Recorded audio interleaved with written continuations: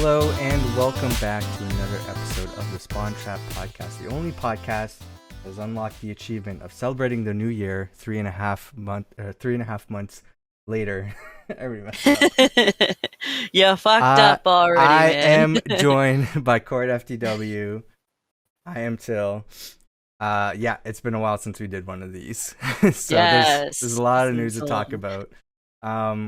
I don't want to spend too much time on this. I would like to intro the podcast from now on, talking about like what we've been playing.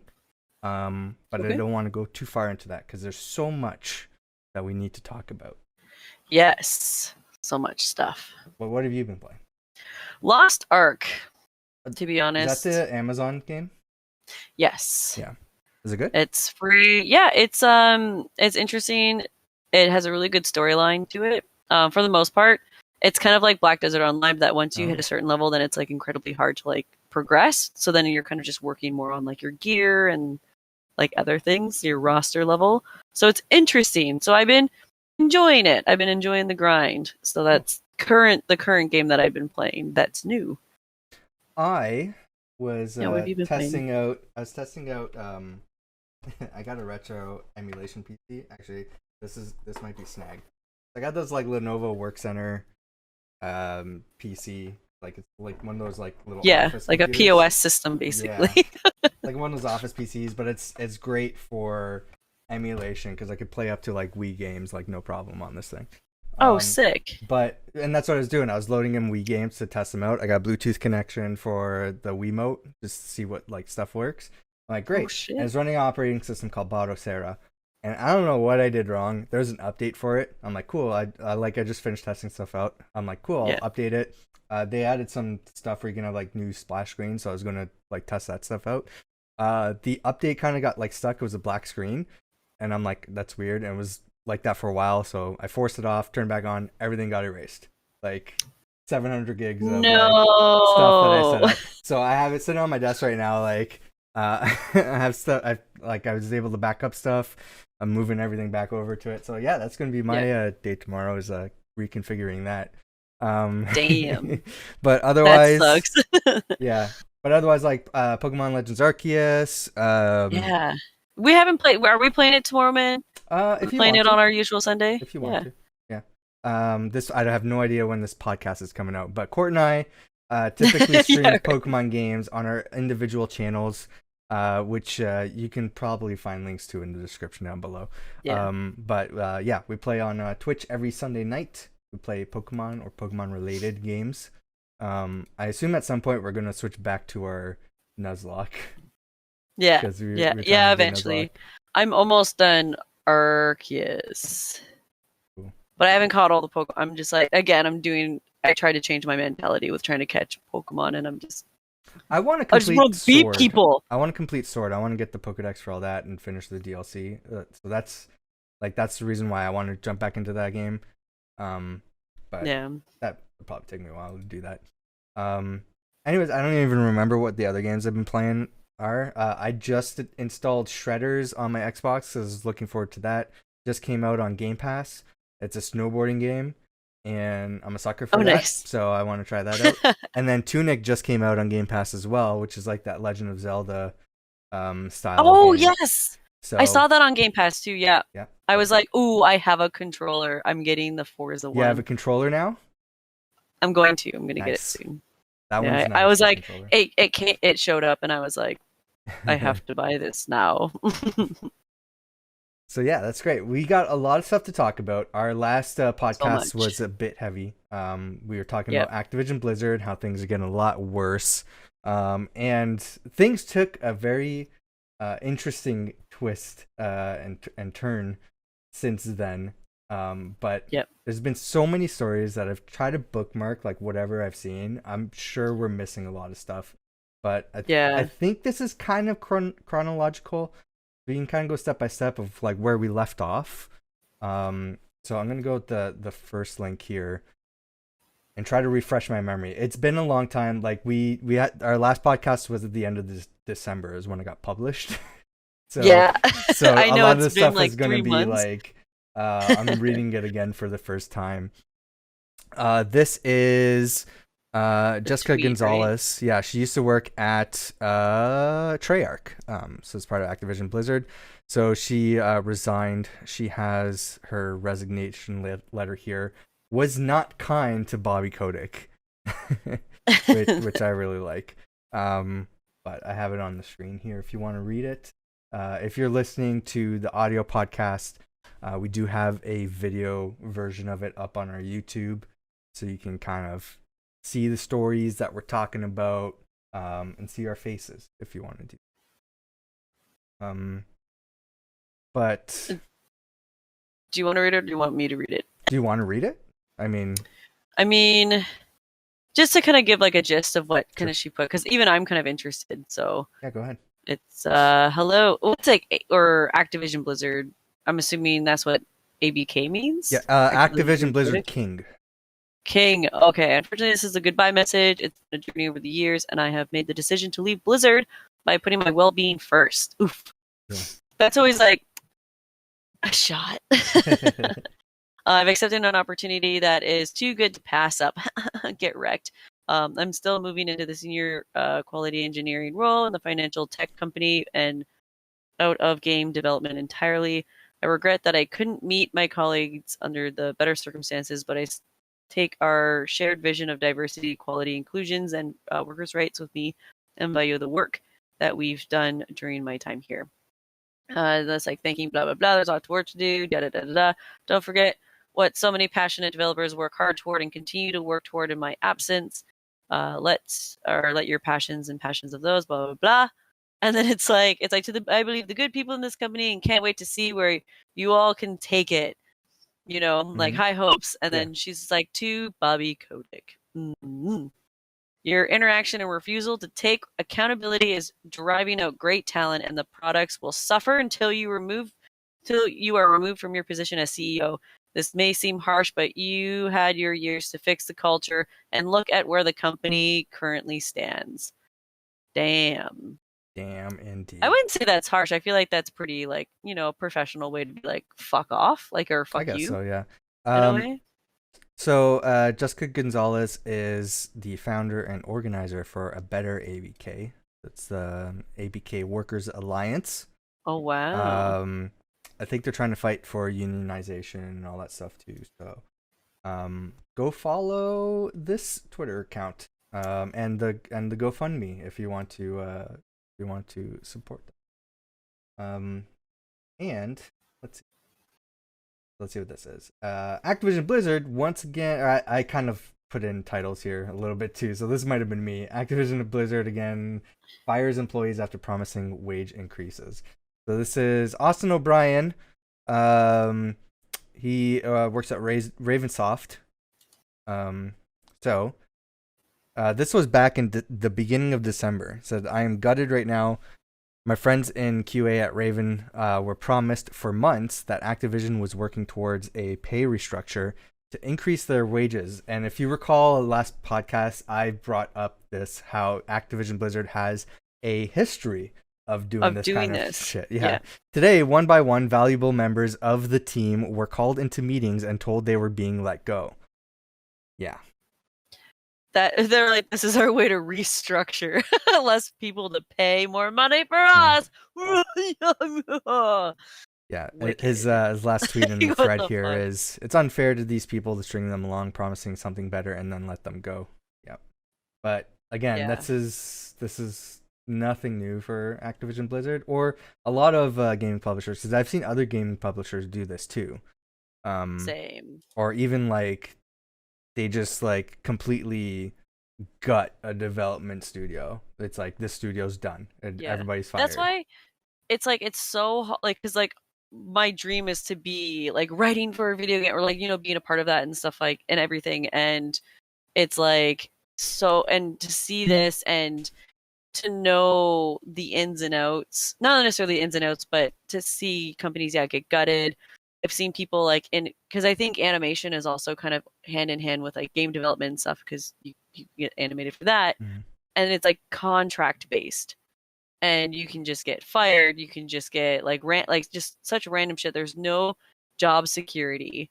Mm-hmm. And unless they're unionized, and I feel like these game companies need to start moving in that direction so they can have some job security, like instead of working overtime and never getting paid for it, and then get fired and never get a pay raise, just like fucking sucks, man. Yeah. Uh, So on Jessica's last day at Activision Blizzard, on December 10th here, she received an email from Brian Bellato. I don't know what position he has in that company, but it's a union busting email. I mean, like where they're like you're not allowed to be a union, basically, well, or yeah, they try to like get people like away from unionizing or employees yeah, from unionizing. yeah, because companies never really want people to unionize. No. They're like, no, don't do it. Yeah. It says, everyone at Activision Blizzard, we are working hard to create more inclusive, supportive, and rewarding environment. Okay. And thanks to your input, we are making progress. In the past few months, we've announced that we're converting nearly 500 temporary workers to full-time employees at Activision Publishing Studios. Was this right after they fired some people? When was this? What day? And we have increased wages for a large portion of temporary workers and added paid time off benefits. We introduced a zero-tolerance harassment policy that doesn't extend to Bobby Kotick, by the way, and waived required arbitration of sexual harassment and discrimination claims. We have made significant commitments to increase gender diversity and are dedicating $250 million to accelerate opportunities for diverse talent across the industry. We have more to do, and we believe that a direct dialogue, blah, blah, blah, blah, blah. As you may have seen yesterday, there was a communication supported by the Communications Workers of America that asked employees to sign and submit union authorization cards. I want to be clear about this, and this is in bold. The leadership of Activision Blizzard supports your right under the National Labor Restrictions Act. Because they can't not, legally, right? they support legally to make your own decisions about whether or not to join a union. As you make this decision for your future, we ask only that you take time to consider the consequences of your signature on the binding legal document presented to you by CWA. Once you sign that document, you will have signed over to CWA the exclusive right to, in quotes, to represent you for the purposes of collective bargaining concerning all terms and conditions of employment. He says that means that your ability to negotiate all of your own working conditions will be turned over to CWA, just as the document says. So they're trying to say just so you know, we won't have your back. Yeah. If you do this, and you're on your own, because you're doing and such everything a that we've done right for you, you won't have. No, we're not doing it anymore. You brats. Fuck, man. Yeah. So this is and we've talked about how they hired a union busting firm in the last podcast, and I'm sure like this is kind of a result of that. Yeah, it's when it comes like I'm still like when it comes to unions, I'm like it's like I feel like in this kind of situation you need a union, and I feel like there's other work environments that unions actually make it worse. Or whatever, because I've seen like I'm trying to think. I have a few friends that are in a union, and it almost works against them in a way, but then sometimes for them, but that's like almost with when it's like not. I'm not saying that game development isn't like a laborious job, but like physically, these like jobs that are physically laborious. Can like I don't know. It's like I'm trying to like think what had happened, but like, there was two instances with two different friends where they had to do something because it was like unionized and like this is what's required and it protects them. But then like it's so I would have to like really look into it. And I'm sorry I'm like so choppy. I'm just trying to like articulate the right way to kind of explain it, but I feel like in these instances, a union is good because how poorly these people have been treated. Any game development or it's consistent. Like they're constantly or art or anything like that. Yeah, right. And it's like, and then but what ends up happening is that when there's a union, then it's like the employer will like hate you basically Yeah. for Yeah. being in a union. And it's Because like, they can't fuck you over anymore. yeah, That's what yeah, it is. exactly. But then it's like it's like suddenly you're in the middle of a war that you're like, I don't want to be here. I just want to work and like be good and like get paid and like be okay, like, you know. So it's like it's interesting. It's like, I don't know, it's the lesser of evils, I guess. Like it's better, but then it's not the greatest. I don't know. People have been like just getting shit on for work shit and taken advantage of for like the entirety of our lives from the big corps anyway. So just gotta take them down first. Yeah, I would further elaborate my feelings on that, but it would get too political, so I'll Yeah, just skip over. that's why I'm like big corpse. You know, like Hmm. it kept like, you know, that's where you can just really talk about like money and power and Hmm. like just and a prime example is Kodak. You know, Yeah, and exactly. yeah, Yeah. it's just yeah, and how he's being treated right now and how he's just getting sorry, it's not an earthquake, it's just my camera shaking. Just the way he's been treated this entire time just shows you that yeah, money has a lot of power, and it's like, and it doesn't matter about the little guys generally. This is what Blizzard's kind of mainly showed. Yeah. Well, speaking So of earthquakes, they're currently feeling the I guess repercussions of what they've done, because yeah. other companies are starting to take action. So Lego delays Overwatch 2 set as company reevaluates a relationship with Activision Blizzard. So yeah, the only yeah, this is kind of a dig at Overwatch because it kept getting delayed. So was it The Verge says the only Overwatch 2 product on track to release this year will not release this year. So Nice. so yeah, no Overwatch 2 anything this year. Yeah, because that's like, and that's the thing too. Like, there's a lot of repercussions, even with like from what I've heard about the different expansions for uh WoW, and because like WoW is my game, right? Like that's like, Mhm. you know, I love that game, and you know, it's very much from what I've heard the DLCs and all the content that's kind of coming out for it, everyone's like, it's so shit. Like you can almost tell in the way it's coming out and The like how newest shitty ones. it is that people are not having a good time making this game. Oh yeah, for sure. Yeah, Yeah. you know. And that's what So Jessica was mentioning, is that you're gonna see the the reflections of what the employees are feeling being put into their games, because yeah, you know how are they exactly. supposed to do their jobs properly when they have to deal with this shit. Yeah, um exactly. Like, and like they're probably getting all these demands, and then it's like you still have to do your job, you know. mhm. And that's like even for them to like the union busting thing. It's like it went for another company that I used to work for. I no longer do, but they had done like a restructuring, and they basically were like, yeah, you're getting this taken away, but you can get bonuses. So it basically compensates for this thing that we're getting away. But it's like, well, with bonuses, you only make them if you hit certain things. Yeah. When well, there's not a benefit. Like, you're basically now forcing us to have to hit these numbers Yeah, and then shit on us if we don't. I think And one of but they were like, you have to sign this new contract, or if you don't, you're basically handing in your resignation. And so yeah, everyone took a stand, and they're like, no, that's like unlawful, like termination or whatever. yeah.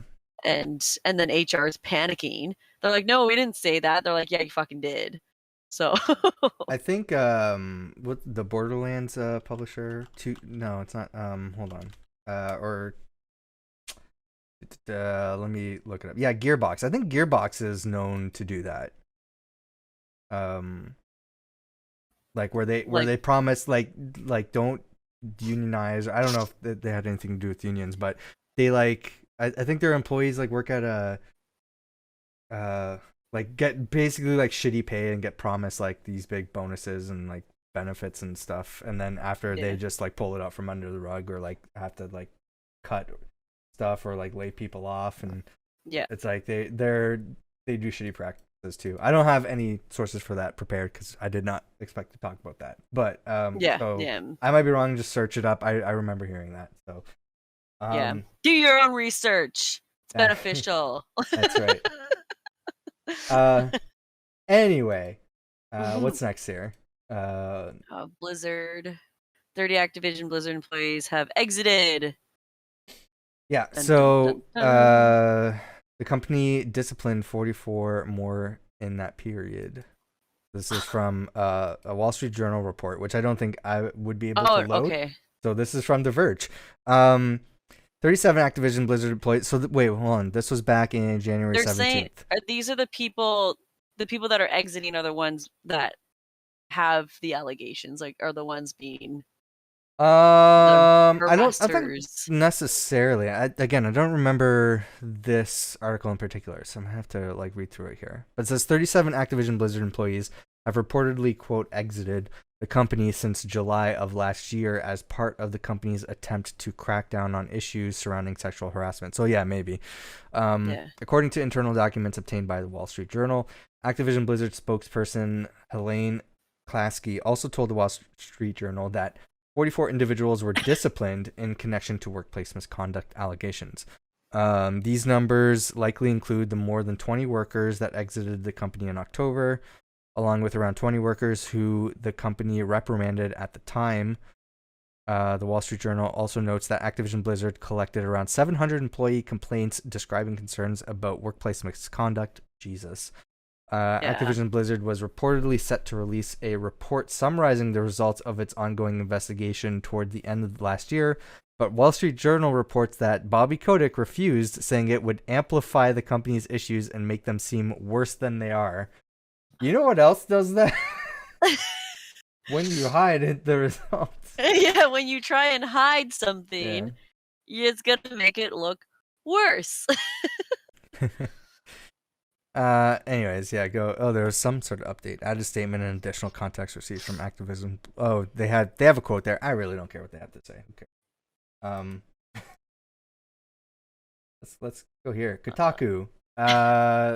Same day. Bobby. Oh, I think this might be the same story actually. Bobby Kotick is still trying to hide the scale of Activision's problems. The awful CEO has prevented the numbers of firings from being revealed. So it could have been more than that at that time. Yeah. So.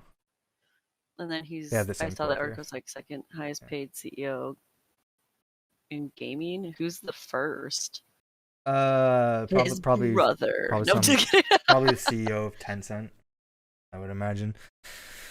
Yeah, let's see. He earns on average. Oh wait, hold on. But give me, dollars.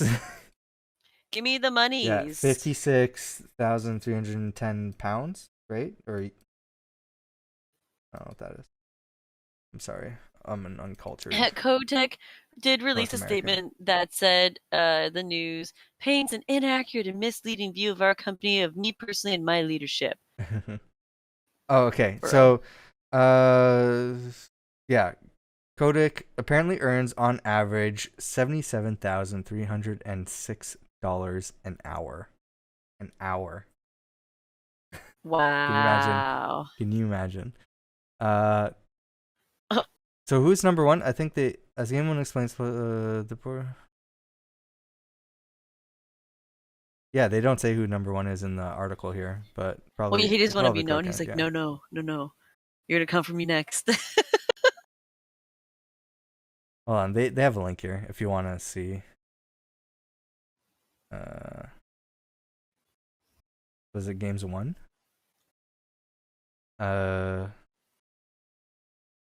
Ooh, the one girl that, when she just got the one job and then she stepped down just months after, expresses concern with a member of the Activision's legal team, saying that it was clear that the company would never prioritize our people the right way. So she was like, I'll take the job to help out. Wow, this is a dumpster fire. I'm going to go. Yeah. Who is it? Robert Anticol, CEO of Playtika. The fuck is he makes apparently he makes so much more money. $186,000 an hour.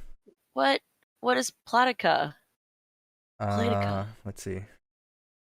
I like how you didn't correct my Oh, fright simulation I never correct you. mistake. I never correct you.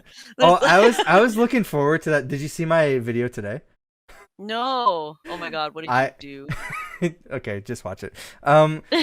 Uh, yeah, I saw the title of that name, and I'm like, oof. I'm like, Oh, the one that yeah, I didn't know how to pronounce, and I yeah. was I'm like, like, a game that I cannot pronounce, and I'm not gonna bother I was trying. just gonna leave it there, and be like, what is Court going to do? I'm wondering. But Yeah. then I'm Oh my like, god. you know what? I'll leave a link, a Google link in there, to like it. It's a automated voice telling you how to pronounce that title. I'm like, Oh, she'll listen to that, and then she'll record I it. saw that, and I Yeah. was like, no, because I think I did it pretty well, where it just kind of went smoothly of me like, I had a game's name that I cannot pronounce, and I'm not gonna bother trying. Next game. That website was like Is that a causing. mobile? I think so. It was Oh my god. causing OBS to like stutter. There's like, so much flash animation going on. Anyway, yeah, they make mobile games. Playtica. So basically, gotcha games where it's just like those Slot microtransactions. games. They're all like poker and slot Oh, games. Yeah, best friend stars. There's probably like wow. match 3 games in here. That best friends How? are that is a way to like manipulate children into gambling, isn't it? Like these look like little like children games, Yeah, and they're but gambling. they're not. They're they're middle aged and like old adults that are playing on their iPads. That's what these games are for. I know from experience. This is what these. This is the target demographic for these games. Yeah. Oh my god. I'm not saying there's anything wrong with you playing these games. I'm just that's what I've noticed. That's the target demographic. You might not be in that demographic. That's fine. You're an outlier. I mean, Yeah. games of all These. different types of genres and age groups and stuff like that. But Yeah. but These majority of people are playing this game are not. Caesar's Casino. Caesars. Yeah, um, that's like these look like games that you would find like my like in an ad. our like boomer parents playing on Yeah, fucking Facebook and constantly asking me to join so yeah, they can get fucking points and shit like that. But yeah, like Farmville. yeah. Remember Farmville, man? I think Fuck Farmville is a Farmville. King game. I might be wrong. I don't. Yeah. I I remember the height remember of Farmville when everybody's playing that. I'm like, what is yeah. this? I don't care. Yeah. I I'm gonna go remember back to walking my into DS. the computer lab at college Yeah. and seeing my boyfriend at the time and like his 3 friends in the backs of their heads and on their computer screens is fucking Farmville, man. I was playing CS:GO. Yeah. You're like, I'm I doing did it other like on a things. USB and like we just loaded up on like a computer lab. Like let's all play CS:GO. Yeah. Anyway, uh, this is from CNBC. Activision CEO Bobby Kotick spent big money to back GOP campaigns through another LLC. He has another secret company that he basically uses What? to fund political campaigns. Um, and I think I mentioned it in a previous podcast. I don't think like Kotick outright says like is in that political space. But he is 100% a Republican, and he Oh. 100% like it gets involved with politics. So, but it's like Yeah. behind the scenes stuff. So this is and you can The tell money stuff. by the people he hires, like higher up and bigger positions and stuff like that. Like the one woman who was like a Bush advisor. Yeah. So yeah, I'm not shocked when I see something like this. I'm like, yeah, of course, Wow. makes sense. Right? That's crazy. Yeah. The company is Norgate LLC. Contributed $500,000 through 2 separate checks to the Senate Leadership Fund during the 2020 election cycle. So to Trump, basically. Yeah. Oh yeah, he's for sure a Trump supporter. Yeah, but okay. Well, That's I'm not I'm shocked on about that. the report Bobby Kotick is trying to hide the scale. That yeah, we I think Did where we was do that that? one? Okay. Yeah, Okay. I'm trying to keep hide it the in scale. line. Yeah, we One, passed that one. Activision Blizzard shareholder sues over Microsoft payout deal. Let's get back to that one. Sorry, I moved the thing.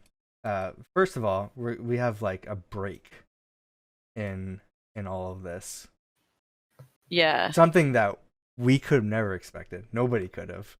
Microsoft said, "Hey, let's just buy Activision Blizzard," which is Yeah. Oh, like, yeah, because I don't think we ever got around to talking about that no, podcast. no.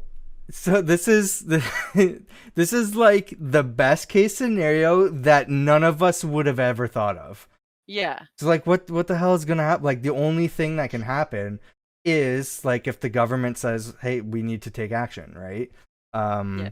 And Xbox is like, "Nah, we're just gonna take care of it ourselves," Yeah. and just like No, acquire no. them. Hold my beer. Yeah, and I know that there's like a lot of like back and forth on whether this is a good idea or bad idea, and I get that. I think the biggest argument is the antitrust argument, because not only does Xbox have this, they've also acquired Bethesda. They've also acquired like big, Yep. huge other game publishing studios. So people are thinking like, no, this is close to a monopoly. I don't think so. I think the gaming industry is huge. There's a lot of competition there.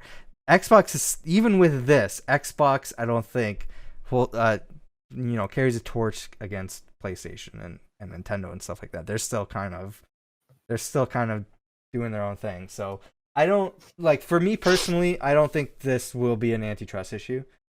I'm not a legal expert though, so I don't, who knows? Yes, that could be a problem, but I think this is, by far, well, all things considered, when you look at the situation as a whole, I think this is really like the best case scenario, because I think like Xbox has a good track record, and they want to look out for not only the gamers, which they've I mean, they're a big business, they're a huge corporation, they're fucking Microsoft, so of course they're the extent to which they care is very limited. But the Xbox division is I can't think of the word I'm trying to say, but it's comprised of people who are passionate about this and want to make sure that they're not only taking care of the gamers but also the people who make the games. And I think that's been evident by what we see, behind the screen, or like in front of the screen reading the articles and stuff like that. So who knows, like, we're not in the industry, so we don't know all the stories, but the only thing that I have an issue with Xbox is their damn spines to their games. Do something more creative. Their what? The spines on their games. It's the most. It's like whenever I see the two sections, like Sony and then Microsoft, I'm like, what is it that makes people drawn to like Sony and stuff? And I'm like, it's the spines. The spines. Let me see what you're. Oh wait. You have your digital, eh? Yeah, no games. I don't have that issue. Yeah. But yeah, so Xbox is taking steps to acquire Activision Blizzard. So they wrote a lot of stuff on here, which a lot of people were confused about in terms of like Bobby Kotick's role. Is he staying with the company and all that stuff? And I think a lot of people are not 100% clear, and we're going to get to that in like the links coming up. But yeah, because I think the biggest thing is that like it's still in development of them acquiring this deal, right? And it like, and then basically Kotick is gonna have to step down regardless, irregardless, or whatever the heck. And it's like, maybe, no, usually, and I think we did talk about this before, because when big companies like this tend to take over, it's like that's when like the higher ups are like, well, if we're the ones that are fucking up right now, we know why these other people are coming in and be like, hey, we're gonna like help you guys get better, but you're gonna find a new job first. Bye. Yeah. It's like, there might be layoffs as a result of this. I mean, that's just the natural I you mean, a know. part of me is like, if I had a company and then there was suddenly like all these complaints, I would have been like, all right, your complaints against this person, okay, that like fired, like, or as long as you have like, a Yeah. part of me is like, oh, it's with proof, but I feel like at this point, it's like, I, you know what, all men are fired from like, everyone who's Okay. a part of this, just like you're all fired. Like, who's in this photo? Get out. Yeah, I mean, I think that's the case for like any sort of acquisition. There's going to be some rough transition, going through that. Yeah, But with I anything. mean, So how I interpret it, this like portion of the you know announcement is that I think this is Phil Spencer who wrote this, right? Yeah, Phil Spencer wrote this. So he said until this. Hold on, I'm hearing an echo. So he says, until this transaction closes, Activision Blizzard and Microsoft Gaming will continue to operate independently. Once the deal is complete, the Activision Blizzard business will report to me, Phil Spencer, as CEO, Microsoft Gaming. I read that and I think it's implied, okay, right now the acquisition's not done. So of course, things are still being yeah, done because I the feel way like they are under Bobby Kotick. But once that's done, I'm gonna make sure that Bobby Kotick is not knows that involved. I'm the boss. Yeah. Like, hey, that's my seat. Get the fuck out. So if there's a problem, it's like Phil's the one dealing with it, he's the one who's like, not Bobby Kotick. yeah, And I think they are. I think they also understand that they are, um, acquiring the baggage that comes with Activision Blizzard in this tough time, because I don't think like anybody would want to acquire a company like this that's under investigation by the government. but yeah, I think this is more of a testament to Xbox saying like, you know what, like we have a way to actually affect change for the studio, and this is our way of doing that. yeah. So they're going to inherit all of that too, like the investigation and everything and all of that. It's not a way to absolve anything and like move on. Yeah. So they, this is also kind of a bad move for them too. But I mean, I I think, feel like it's got to be like there's an expectation of like a good outcome from this for them to take that on. yeah. I would assume. Oh yeah, for sure. And I like mean, and they're they you, great. They're great. Like they're a great development. Sorry, I was gonna say great publishing studio, but they're great developers working on great, amazing games. They're one of the yeah. biggest companies around. And I think this leadership change and culture change will result in better games, and it's going to be better for Microsoft as a result. Yeah. Yeah. But yeah, I feel like if anything they're going to take it over and everyone's going to be like, oh, like how are you going to change everything, and then they're just going to make all these like changes that everyone wants, and then they're just going to come out as heroes in all of this, and they'll be like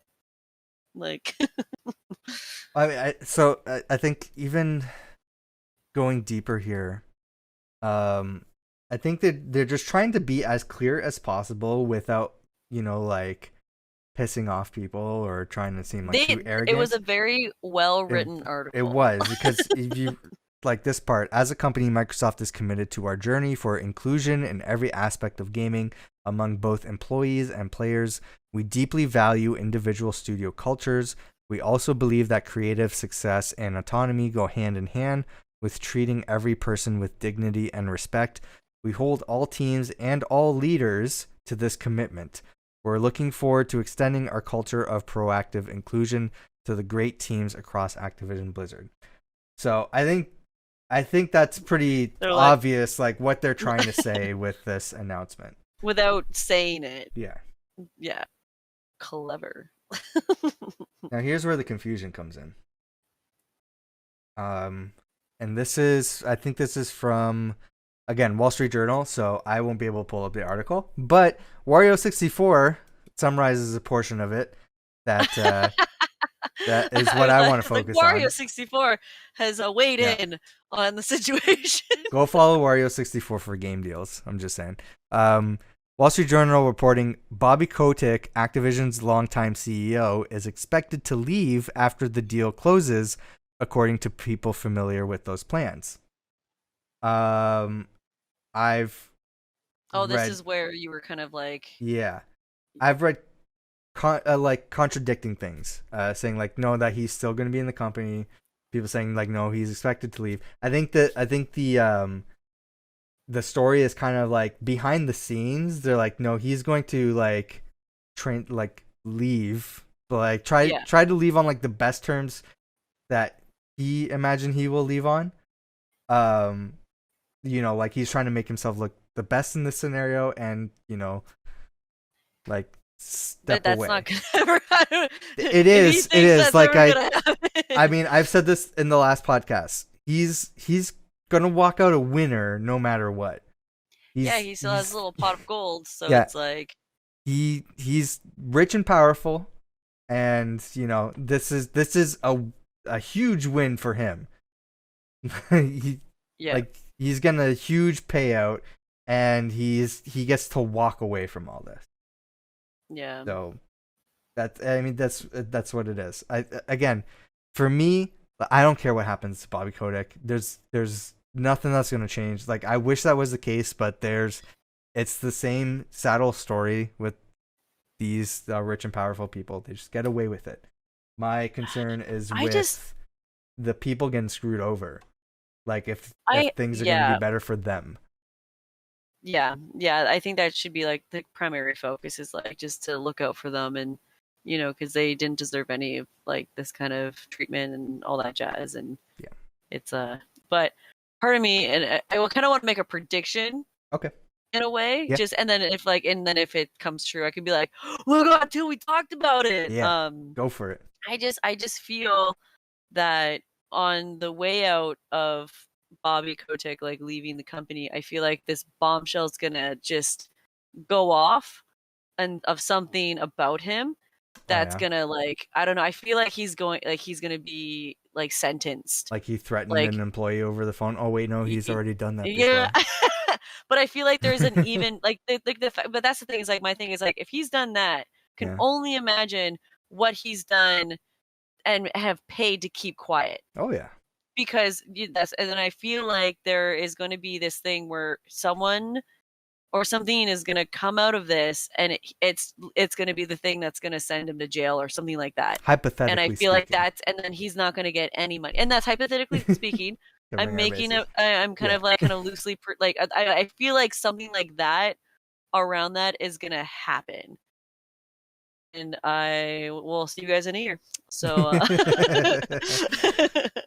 but I have this feeling that there's going to be something big that's going to happen that's really going to turn like a lot of things around, and it's going to just be the craziest news, and we'll have to make a podcast immediately about it. So, yeah.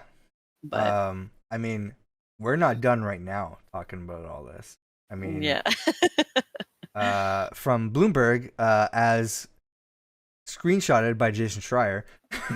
In an interview, Kotick said the deal has nothing to do with the controversy surrounding Activision Blizzard, or calls for him to step down, and that Spencer reached out to him last year, Phil Spencer reached out to him last year, a person familiar with the discussions, who was not authorized to speak publicly, said Microsoft looked at Activision's situation, given all the negative attention and pressure on Kotick, and wondered if the beleaguered CEO would be willing to do a deal. Kotick initially didn't want to sell, according to another person familiar with the talks, and also put the word out to see if any other company would outbid Microsoft. But at that point, Kotick had little leverage with his board amid the ongoing public scrutiny at his company. So, nice. Kind of putting the pieces together there. Yeah. So he was like, no, I don't want this. And then, again, still trying to spin everything here. This is, again, from Wario64, pulling from the Wall Street Journal. Mr. Kotick, this is a quote. Mr. Kotick has been eager to change the public narrative about the company, and in recent weeks has suggested Activision Blizzard make some kind of acquisition, including the gaming trade publications like Kotaku and PC Gamer. I forgot about this.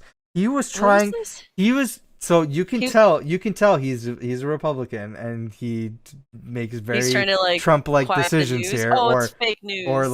or Rupert Murdoch sort of style news here. He wanted to buy Kotaku or PC Gamer to change the narrative to make him look better. Oh no. That I feel like that needs to be a Republican. bigger story here. That's huge. Like that needs to be talked about. Yeah. that is insane. And I mean, it's very possible that could have happened.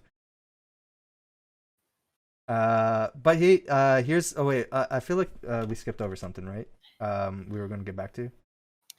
There was there was a Activision shareholder sue over Microsoft buyout deal. Yeah. An Activision Blizzard shareholder is suing the company regarding the Call of Duty publisher's proposed sale to Microsoft for $68.7 billion.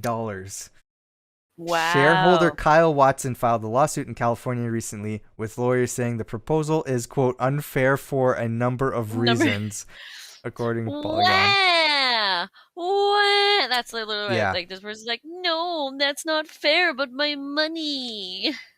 Stay mad. Stay mad. Anyways, some brighter news. That's some brighter news. QA testers at Activision Blizzard's Raven Software studio are unionizing. Yay! Yay! This was back in January 21st. 5 weeks after dozens of quality assurance workers at Raven Software, a studio owned by Activision Blizzard that primarily contributes to Call of Duty like Warzone, okay, went on strike. Those same workers have now announced the formation of a union. So there you go. Update. Oh, Activision Blizzard passed on the following statement in full. Activision Blizzard is carefully reviewing the request for voluntary recognition from the CWA, which seeks to organize around 36 of the company's 10,000 employees. While we believe that a direct relationship between the company and its team members delivers the strongest workforce opportunities, we deeply respect the rights of all employees under the law to make their own decisions about whether or not to join a union. Same line. Is that the exact same quote? No, it's a very similar quote, but it's not the exact same. Yeah. So some good news is coming out of that. I think we're nearing the end for some of the stuff that we have in regards to Activision Blizzard. So I'm sure it's not the last we'll hear about it, but I think the news cycle here is going to start dying down finally for Activision Blizzard. This was weird. They made a job posting. They made like a huge announcement about it. They're like, yeah, Blizzard is working on a brand new survival game, and we need people to work on it. It's like that's so weird. Right after all this controversy and you laying people off and right? It's like yeah, they're like, please help. So unannounced survival game. Okay, well, bold strategy, Cotton. Plays out for you. They're like, that's the thing, but that's why I feel like there might be a lot more internal stuff going on that we don't even know about because they don't want to talk about the shit that's probably going on, and probably no one's allowed to talk about it. The fact, like, maybe like there's something even bigger going on where they're like, people are like, no, we're not doing this. We have every right to refuse. No, we're not doing it. If you fire me, that's unlawful termination. A lot of people are asking about, Call of Duty is a huge multi-platform game, and other Activision Blizzard games are, since they're owned by Microsoft now or Xbox, or they will be. What does this mean for those games on other platforms? Well, the current answer is that Call of Duty will still be on PlayStation for the next few games. Yeah, I feel like this will break down some of the exclusivity, don't you think? Because if there's just like, I feel like it would just be like the worst thing if all these companies just continued to become super exclusive to their own platform and stuff like that, and it would just I break friendships and make yeah. uncomfortable family matters happen. Okay. I You think know? when you talk about Call of Duty, a big mindset of it is that it is a PlayStation game. It's not. It's a multi-platform game. But Yeah. a lot of people associate that with as a PlayStation game. That's the Yeah. game that you get on PlayStation if you want the best experience. I don't know. I honestly don't know what's gonna happen. Xbox has with Bethesda as just a recent example. Some games they still put multi-platform, but it's mostly stuff that already had these existing. Like Skyrim and stuff, Yeah, it's like like Fallout. we already have this, um, agreement or whatever, so we got to be multi-platform. But everything else, it's like a lot of stuff that even people were expecting them not to do multi-platform or not to put as an exclusive on the Xbox. They did it. Like some of the more recent like Bethesda announcements are like, yeah, exclusive on Xbox. You can play it on Game Pass. This is the way to play it. Like So Halo, yeah, like but any but Microsoft title, like any Xbox Studio titles that involves all the publishing acquisitions that they've made. yeah. Those are day one Now, Game Pass releases. So any future Bethesda game, or sorry, any future Activision Blizzard game after their acquisition that isn't part of gonna a be already bigger deal like Call of Duty is going to be probably exclusive and day one on Game Pass. But you never know because a game as big as Call of Duty might stay multi-platform if that I benefits just Microsoft. I just really like how PCs, like gamers and stuff, are just like, we'll play it on this anyway. Doesn't Yeah, matter. I mean that's the way I feel about. I feel like just exclusives don't matter anymore, and I know like I'm Yeah. tired of having this argument in comments, so don't They're bother. like, ew, Don't PC fanboy, or don't no, or PS4 yeah. fanboy. You're like, what? Don't What? bother with arguing with me in the comments. I play on Yeah. everything. I play PlayStation, Xbox, Switch, PC, Stadia, mobile, Yeah. Vita. I play Yeah. everything. Right. I have a retro game console right here.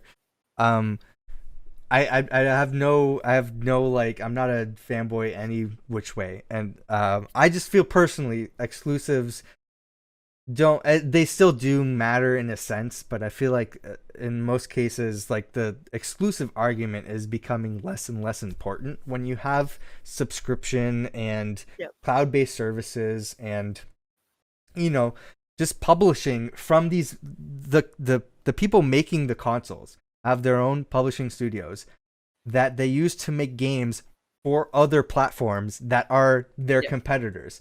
PlayStation games are on Switch and Xbox. Xbox games are on Switch and PlayStation. Like Except Mario. Mario is the one holy grail that will Right? never And be on Nintendo's anything just like, else except for no, Android and iOS phones. yeah, yeah, yeah. Right? It's No, so, I Nintendo find does the like, same thing. So yeah, Nintendo, but and that, like, Nintendo's even worse for it. Because they've never in a million, like, people would be like, do you have Mario for PS4? And we're like, do you do you not know? Like, like, it is literally forever and ever gonna be Nintendo. Like, I don't know it's because just, they're licensing out their characters now, so that's why you're seeing them on more things like mobile devices. So yeah, I don't, never I know. feel like I don't know, Nintendo's just such a crazy good company in a way where they can just literally put an old game onto a new system and people will still buy it. Like Yeah. me? Oh yeah, for Mario sure. Me 64, too. hell yeah, Me sign me up, too. third version of it, let's They go. released Yeah. two versions of it on the Switch. Mario Yeah. 64.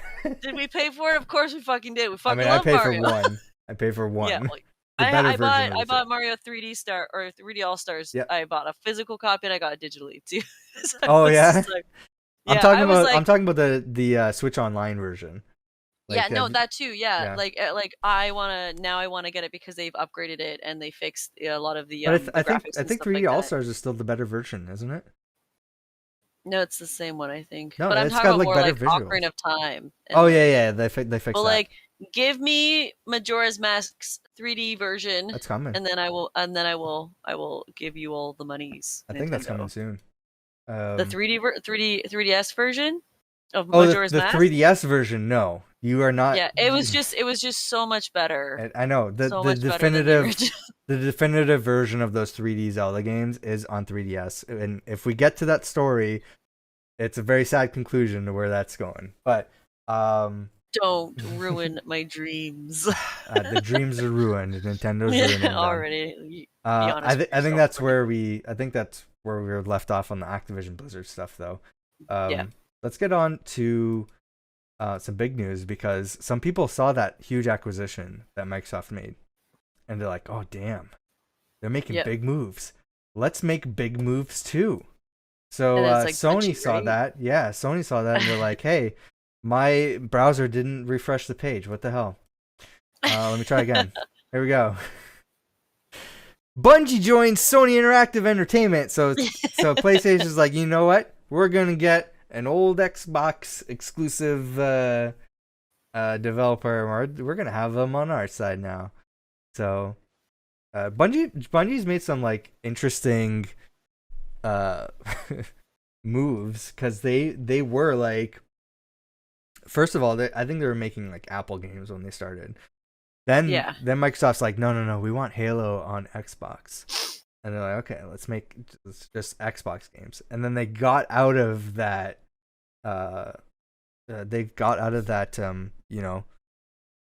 Xbox publishing, and became independent. Then they moved over to Activision, I think, for publishing for what's their game, Destiny. And then Oh yeah. and then they somehow got out of that too, and like, we're independent again, and now they're moving over to PlayStation. They're just moving They're around. just really good at making contracts that are like semi-short term, but then there's an exit. But it seems like people are wondering, like, why is PlayStation making this deal? Especially, it's like Bungie just makes Destiny. That's all they do now, and it's a huge multi-platform thing, and I think it's free to play, or like free to start. Yeah. So it's like, why are they making this deal?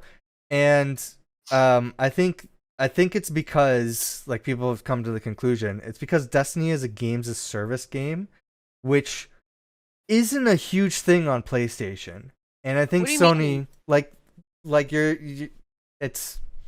you're paying for the DLC and the season passes, and it's like Fortnite and all those other games, right? It's like You're games buying as the a pieces of service. paper with a You're not code. buying a game. You're paying for the service of Destiny. Like it's like a subscription service, like Netflix and all this other stuff. You're getting all this content specifically Oh. for Destiny, right? So those types of games don't really have a life on PlayStation. I mean, there is Fortnite and all that other stuff, but like Sony doesn't, like, they have single player cinematic games on their console. Like, they have the big budget Yeah. AAA games. They don't have games like this, and I think this is where they see games are going, where gamers are putting their money, because it's recurring revenue. It's not just like a buy once, experience once, and then put it on the shelf, right? Yeah. So I think they're using. I think they just want more of that, expertise and talent from Bungie to like improve, that side of gaming on their platform, because for the most part it sounds like Bungie still has creative control and freedom on how they manage everything, and they still have the rights to Destiny, and Yeah. like, Sony's leaving them I just- alone on that front. They're like, just keep doing what you're doing. We just want a little something that benefits us down the Yeah. road. But It's interesting.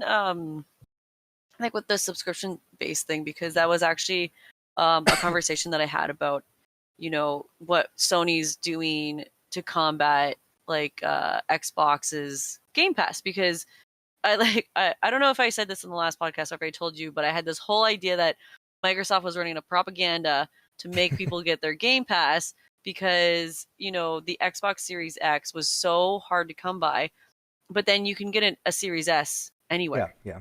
It was the easiest console to come by aside from the Switch. But it's digital only. So you would have to get the Game Pass. And I remember us watching E3 and watching that whole like announcement. I think was it like Microsoft's announcement, and they was like pushing and pushing like Game Pass, like, get this day one, it's a brand new game. And I was like, they're up to something.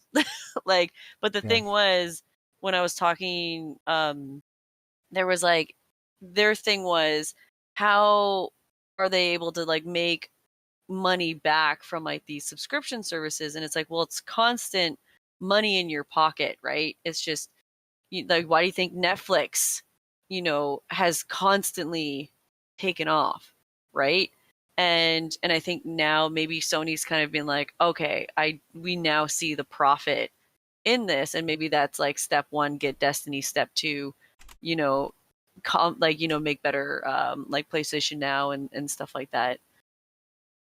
So it's interesting because you would think, yeah, because like when you buy a game, like you're only paying that once, Yeah. right? So it's I was going to interesting. expand on what you said about Sony looking at a Game Pass competitor, but it Yeah, was from a that was kind of my lead in too. yeah, it was from a where was it? I lost it. It was from It's like a really expensive for Game Pass, isn't it? Or but what's Ultimate at? well, Or price? I should know if this, you're looking at but Ultimate, it's expensive. The regular Game Pass I subscription, don't pay you for start it. at $1, and then I think it's like 10. I think it's $10 a month after that. But you start at Yeah, $1. yeah, But yeah. it's from Bloomberg. I couldn't load the Bloomberg article, so I'm hoping Engadget has a similar breakdown here. But Sony's answer to Game Pass on PlayStation could cost up to $16 a month. This is from February 25th.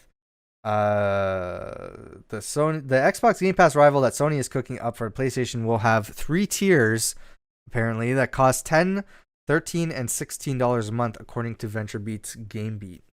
Bloomberg first reported about the all-in-one game subscription service, codenamed Spartacus, back in December. Based on the documents publication saw, Spartacus would merge the perks offered by PlayStation Now and PlayStation Plus, and would likely be available for the PS4 and PS5.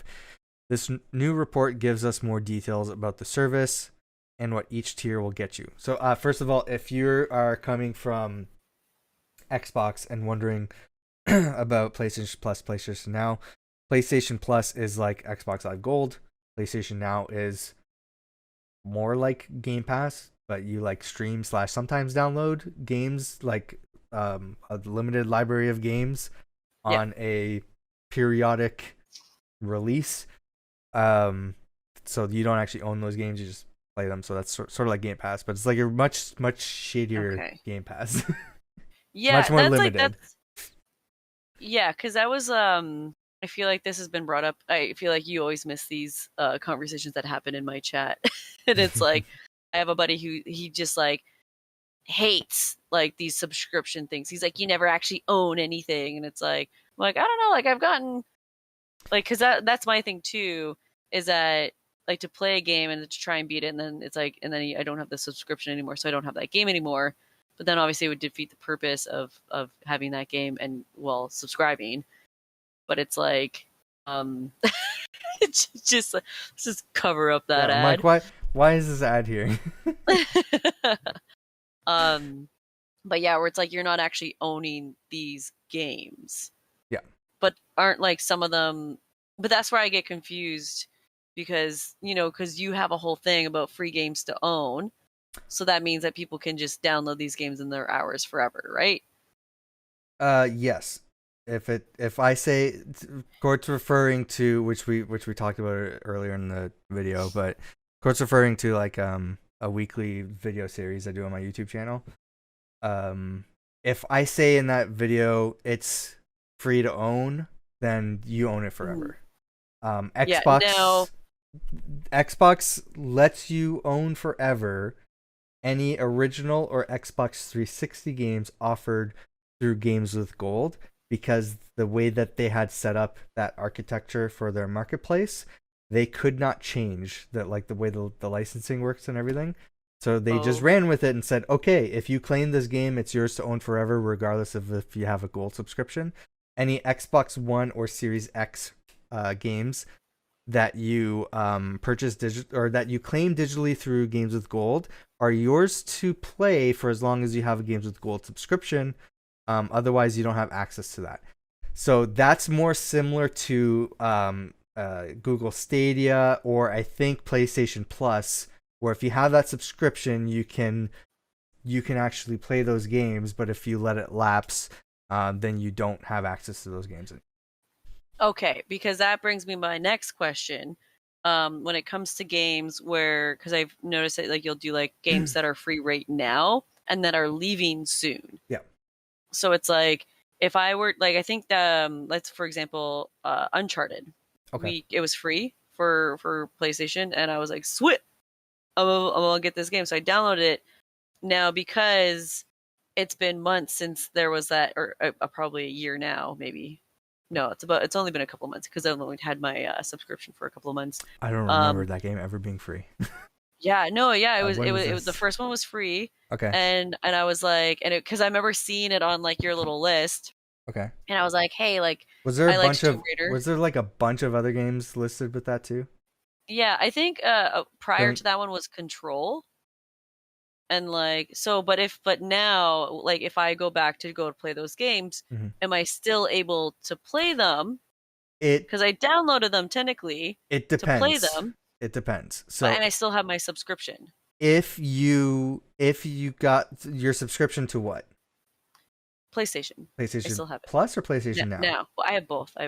So if you downloaded the game through PlayStation Now, if the game is no longer part of PlayStation Now, then I don't use the PlayStation subscription services, so I might be speaking incorrectly. But as far as I understand, if you download Uncharted through PlayStation Now and it's no longer part of PlayStation Now, you should not be able to play that game. If you claimed it through PlayStation Plus and your PlayStation Plus subscription is expired, you should not be able to play that game. So again, I might be wrong on that one. Yeah. But as long as you have PlayStation Plus, then you should still be able to play Uncharted if that's how you got it. Completely honest, I highly doubt it was part of PlayStation Plus. It seems like a game that's like way too big for PlayStation Plus. Really? If it was part of their stay at home campaign, which they've done the past couple years during the pandemic, to like an incentive to keep people at home, which I doubt they're going to do this year, but who knows? If they did that, those games were free to claim. So they gave you like about a month or two to like claim games for free. As long as you can't claim them within that time, then they're yours to own forever. Oh, so if that's how you got it, then it's yours. Yeah. No, I just like because I recently acquired those subscriptions or whatever. Okay, so it's part of it. So it's probably PlayStation Now. Yeah. I don't imagine. I didn't even know there was two different things, and like people ask me about it. Like all the time, even Xbox, there's multiple things. That's why people are looking to streamline it. And I think Xbox was like intending to do that because they're looking at like increasing the price of gold, people were like kind of speculating, they want to push people towards Game Pass, so it's just Game Pass or like Game Pass Ultimate. So I feel everything. Like the different things. It's so hard to explain it too. I don't. So many people ask, and I'm like, I don't think it's that difficult. It's just the naming convention I think is more difficult. Yeah, they didn't make it easy when they named their new consoles fucking the same thing, but just with series in the middle of it. So if I can try to summarize it, games with gold, Xbox games with gold, and PlayStation Plus. But that's not Game Pass. No, nothing. Game Pass is separate. So get away from Game Pass for a second. Okay. See, this is where I get confused. Xbox games with gold is similar to PlayStation Plus. They're very similar services. They let you play games online, so you get access to online servers. They give you some additional benefits like discounts and stuff like that, and access to like other like specific services. Because I think at a time, I don't know if this is still the case. At a time, like you could only watch Netflix if you had Xbox games with gold for some reason. It was like rude. It was really stupid. Yeah. I don't know if that's still the case, but I doubt it. They probably shit on for that. But there's like stuff like that, right? But the primary thing is you get to play games online. You sometimes get discounts. But a big thing that they started to push which I don't think they like put too much advertising or you know, emphasis on, so a lot of people forget about it. But you get free games every month, so they let you claim games. Like Xbox gives you like three to four games every month that you can claim. PlayStation gives you 3 to 4 games every month as well, and they're usually like smaller games that you just don't care about. Rocket League. Yeah, sometimes they're big games like forever free. Yeah. Yeah, sometimes they're big. I mean, Rocket League's free now, but sometimes they're like there are big games just to like get people on board for that first month. So like Fall Guys was a big thing for PlayStation Plus. That's how people were introduced. Yeah, that's how I was able to play it. Yeah. Yeah, because that's when I had when did I? It was on PlayStation Plus for like a month. I'm like, when did I have this subscription? I feel like I had it and then it expired. Yeah. And then I got it like, you know, because I get things. Sure. and I was able to renew it basically. Okay. And I'm like, so I'm trying to like think of the dates, but yeah, because I remember Fall Guys was during the pandemic. Okay. But so you kind of know what those services are now, right? Kind of, yes. Kind of. All I know is Xbox Game Pass Ultimate is I'm able to play it on PC because I don't have an Xbox, so I can still play games on my PC. Going a little bit too far, but so Game Pass and PlayStation Now are sort of similar services. So they have like a catalog of games. It's like Netflix, right? It's like Netflix for games.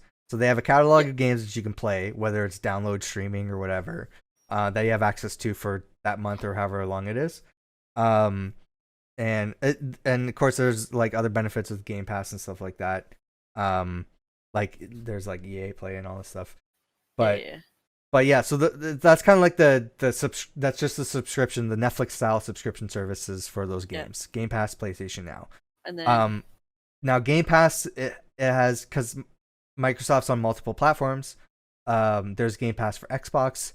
There's Game Pass for PC. So the same service, just on 2 different platforms. Oh. Okay. And so Game Pass Ultimate, which PlayStation doesn't have yet, so that's what this article is kind of getting towards. They're trying to like segue back into topic. They're talking about like a 3-tier system, so it's going to be similar. It's probably going to be similar to Game Pass Ultimate. Game Pass Ultimate is just everything.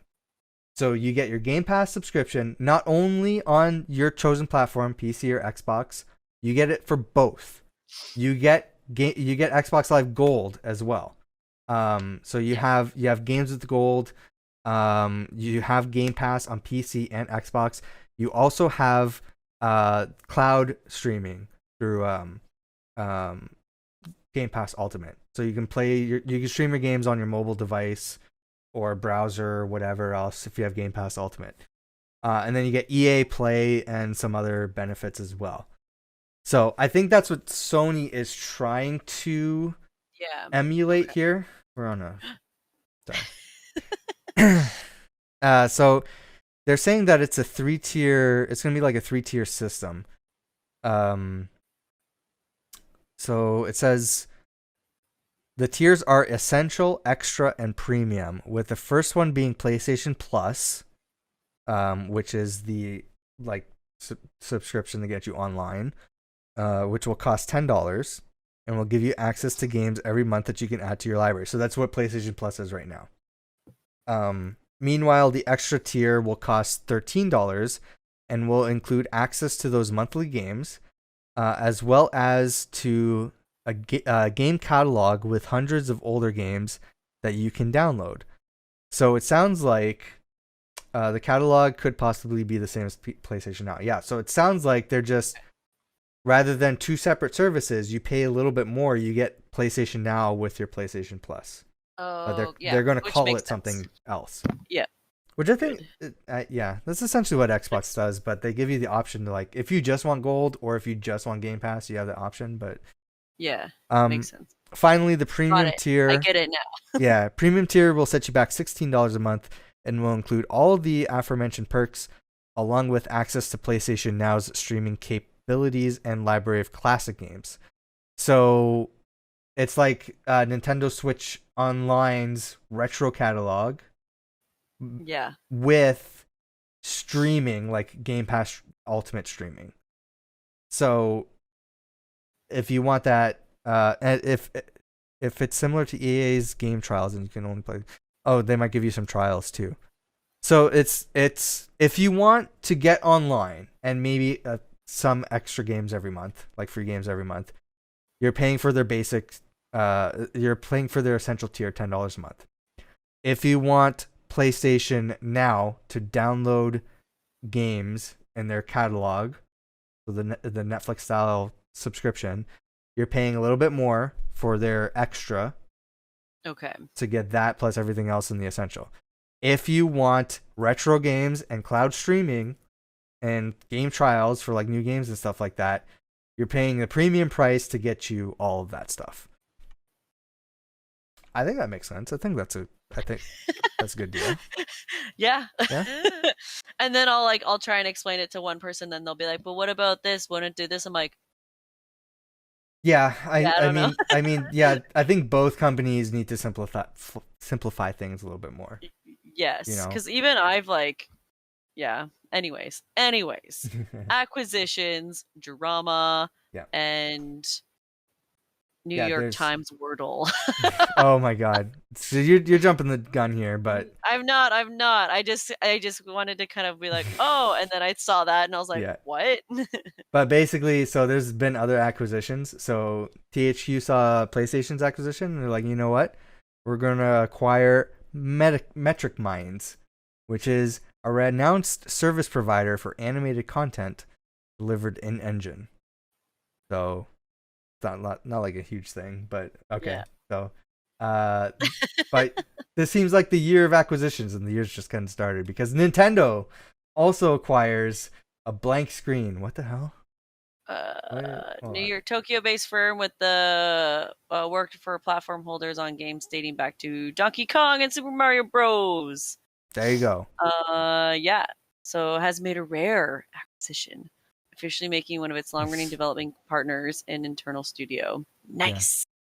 I mean, this is just like a small thing, but like, I do have a bingo card. Everyone's like, oh shit. I do have a bingo card just for like fun, like because I think like a couple years back, I'm like, you know what? The Switch has provided me like pretty much everything I wanted. Just like a couple other things I want, but everything else is a bonus from here. So let's make a bingo card to like make things more fun. And Nintendo making an acquisition is on that bingo card. So this is a small thing, but you know what? It's a victory for me because I get the little bingo card thing. Now I'm like, I need to check my subscription for Nintendo now. I feel like it's coming up. Now I'm like, okay, how do I look at my subscription for Nintendo Switch Online? Yeah. Oh, I feel like it's on the eShop, right? Probably. Yeah. Something like that. I'll figure it out. Actually. So yeah, and then what you had mentioned, New York Times saw all those acquisitions and they said, you know what, we're buying Wordle. Yeah. So that annoying grid of colors that you see on your social media feeds every day. Hate that, but it's such a good marketing tool. Oh yeah. I mean, it wasn't designed as that. Like, it was just the guy who's like, I want to play a puzzle game with my friends and I'm going to design it and we're going to share it. And then it kind of blew up. Right. So I will say I do... like sometimes I'll play Wordle, just like as like a brain thing, because it is fun. It's like a fun puzzle word game. I don't share it out though. I don't share it out. I'm like, I don't want to be that annoying asshole. Yeah, I'm just playing it for me. Yeah, and I know it kind of defeats the purpose. Like it's a shared experience and everything, but it's like I don't need to share this. Like nobody cares. Yeah, I know. They're like, oh, look at the colors. Like I'm so smart. No, you're fucking not. Yeah, I'm not gonna like. I like I was a no, you're fucking not. I'm not gonna shame anybody for playing it. I let people have fun. Shame. Doing whatever you feel like having fun with, as long as it's not hurting other people. I don't care, but I don't want to be the annoying guy. So, anyways, and then there's Epic Games. Epic Games. What did they acquire now? They're like, oh boy, we need to step our game up because everybody's acquiring everything. New York Times over here is acquiring Wordle. We need to do something. let's buy Bandcamp. The What? page is not loading for me. Yeah, Oh, that music website that you know your you favorite local indie bands use to sell their albums and merch and stuff. That's what they're. the makers of Fortnite and Unreal Engine. Wow, Yeah. that's so funny. Oh fuck, piece of shit. I'll just check this later. Why are they buying Bandcamp? I don't understand. It's so weird. It's so Yeah. random. I'm like, why? As Status somebody who acquisition. yeah. Or I don't know if it was an actual acquisition, but the status acquisition was when Songs turned into SoundCloud. That was a Oh, sad did it time. really? I didn't realize I don't. that. I feel like it turned into SoundCloud. Like it was. I don't know. Something Turned on happened. Songs that SoundCloud. didn't Yeah. exist anymore, and then SoundCloud was like when you typed in Songs, SoundCloud would show up.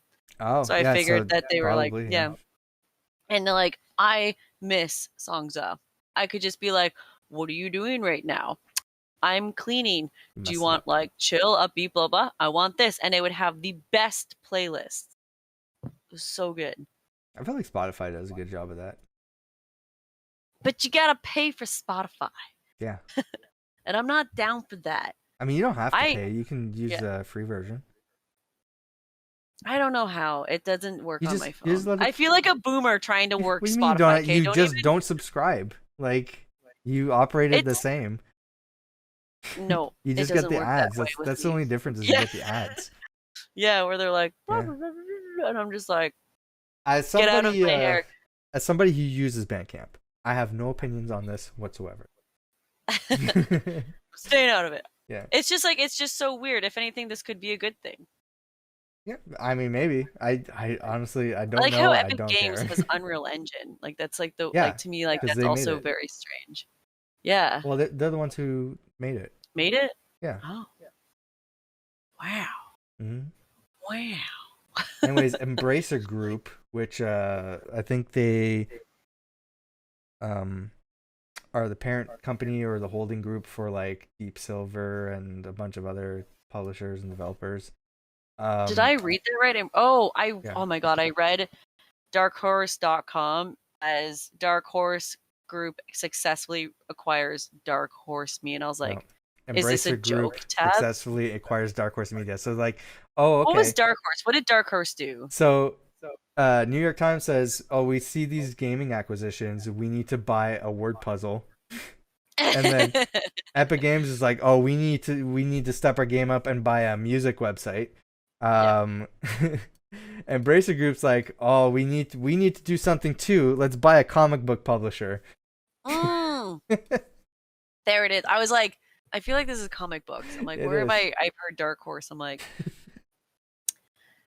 this is. Do you have any guesses what the next acquisition is going to be this year? Like this year, I think. Is Square Enix a standalone? Or are they still like? Yeah, they're the parent company. I feel like they're gonna get acquired. They're gonna get acquired. Okay. Yeah. By who?